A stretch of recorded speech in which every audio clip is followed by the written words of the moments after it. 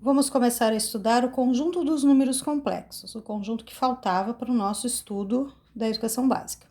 Então, o conjunto dos números complexos.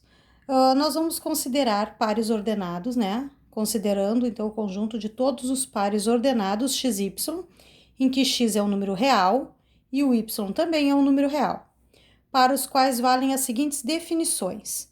Igualdade. O par ordenado AB é igual ao par ordenado CD, se o A for igual ao C e o B igual ao D. Adição. Eu posso fazer A par ordenado AB mais o par ordenado CD, somo o primeiro com o primeiro e o segundo com o segundo. Ó. Vai ficar A mais C, primeiro mais o primeiro deste, e o outro valor é o segundo mais o segundo, ou seja, eu somo os dois primeiros e depois os segundos. Por exemplo, aqui eu tenho ó, menos 1 e 2, mais o par ordenado 3 e 4. Então, eu vou somar menos 1 mais 3, ó, menos 1 mais 3, e 2 com 4, 2 mais 4. Menos 1 mais 3 deu 2, 2 mais 4 deu 6. E tenho a multiplicação. Ó, a minha multiplicação seria A vezes C menos B vezes D. E tenho também, para um segundo, A vezes D mais B vezes C. Então, no meu exemplo, eu posso aplicar isso aqui também, certo? Essa distributiva que eu fiz aqui em cima, eu posso aplicar no meu exemplo. Então, 1 vezes 3, menos 2 vezes 1, e o outro valor seria, ó, o primeiro vezes o último, então, 1 vezes 1, que é o que tem aqui, mais, ó, o B vezes o C, o segundo vezes esse primeiro daqui. Então, 2 vezes o 3. E aí eu resolvo os cálculos e vou ficar com apenas um número, certo? Sempre cuidando da regra de sinais. Temos também a unidade imaginária usando esta última multiplicação que nós vimos.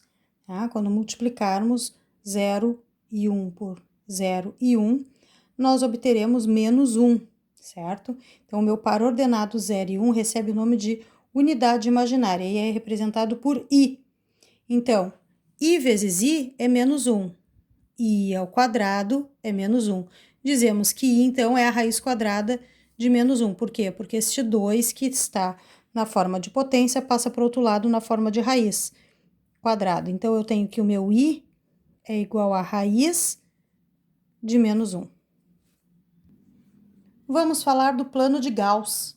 Né? O plano de Gauss, ele ele representa os pontos, né, os números complexos. Então, como um número complexo é um par ordenado de números reais, é possível estabelecer uma correspondência entre números complexos, z, xy ou ab, tanto faz, e um outro ponto, também ab ou xy, e um plano cartesiano, só que agora nós chamaremos o eixo x de eixo real e o eixo y de eixo imaginário. Neste exemplo, temos o ponto AB. Observem que o primeiro valor, que seria de x, está projetado no eixo x. E o segundo valor, que seria o de y, está projetado no eixo y. Porém, o eixo x agora recebe o nome de eixo real e o eixo y de eixo imaginário. Então, este plano recebe o nome de Ardgang-Gauss ou plano complexo, né? E o eixo horizontal, que é o antigo eixo x, recebe o nome de eixo real e o eixo vertical recebe o nome de eixo imaginário. Indicamos o eixo real desta maneira e o eixo imaginário dessa maneira. Observe que os pares ordenados na forma x e 0 têm imagens no eixo real. Porque eu só tenho o valor de x, eu não tenho de y, seria exatamente em cima do eixo x, do eixo real. Observando alguns exemplos. Então, eu chamo de z, o número complexo, né? Então, Z1, Z2, Z3, Z4, Z5 e Z6, são todos números reais. Pares ordenados que nós temos como representar no plano complexo.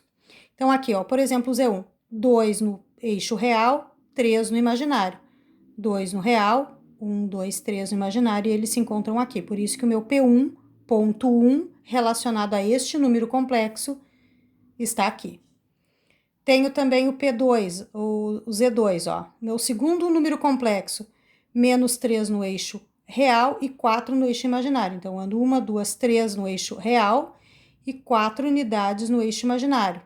E eles se encontram aqui. Então, meu número complexo Z2 está associado a este ponto no plano complexo. O Z3, 0 e 1. Não vou andar em cima do eixo X, somente em cima do eixo Y uma unidade. Então, está aqui o número real, o número complexo Z3. O Z4, ando 4 unidades para o lado esquerdo no eixo real e nenhuma unidade no eixo imaginário. Então, menos 1, menos 2, menos 3, menos 4. Está aqui o meu ponto P4. O 5, quinto número complexo, menos 4 no eixo real e menos 2 no eixo imaginário. Então, menos 4, menos 1, menos 2, menos 3, menos 4 e menos 2, menos 1, menos 2. Eles vão se encontrar exatamente aqui. Esse é o meu ponto que representa este número complexo. E, por fim, 2 unidades no eixo real e menos 4 unidades no eixo imaginário.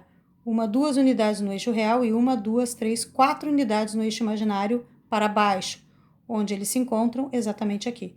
Então, está aqui o meu ponto que representa este número complexo. Agora temos aqui a forma algébrica desse meu número complexo. Z igual a x mais o y, i.